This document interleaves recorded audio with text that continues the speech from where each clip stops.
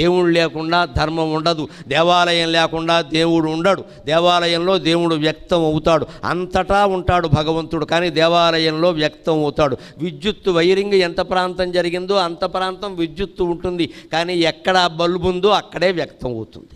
అలాగే భగవంతుడు అంతటా ఉంటాడు, దేవాలయంలోనే వ్యక్తం అవుతాడు. ఎందుకు దేవాలయంలో ఉంటాడు అంటే చెప్పాల్సిన సమాధానం ఇది. మానమకం ఏంటి? పక్కా లాజిక్, శాస్త్రం అది. నా మాట ఇక్కడ మాట్లాడితే వ్యక్తం కాదండి, ఎందుకని ఇక్కడ మైకు రూపంలో ఎక్కడో ఏర్పాటు చేశారు. ఇక్కడ అంచేది మైకు ఉపయోగం ఎంతవరకు? నా మాటలు మీకు వినపడేంత వరకు. అంటే దేవాలయం ఉపయోగం ఎంతవరకు?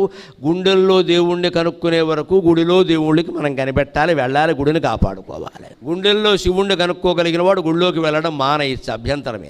గుడిలో ఉన్న శివుడు, గుండెల్లో ఉన్న శివుడు ఒక్కరే, కానీ ఇది కనిపెట్టడానికి గుడిలోకి వెళ్ళాలి. మనం ఆ దేవాలయాన్ని కాపాడుకోవాలి. ఒక్క దేవాలయాన్ని కాపాడుకుంటే ఇందాక చెప్పుకున్న ధర్మ, అర్థ, కామ, మోక్షాలు 4 సాధించవచ్చు.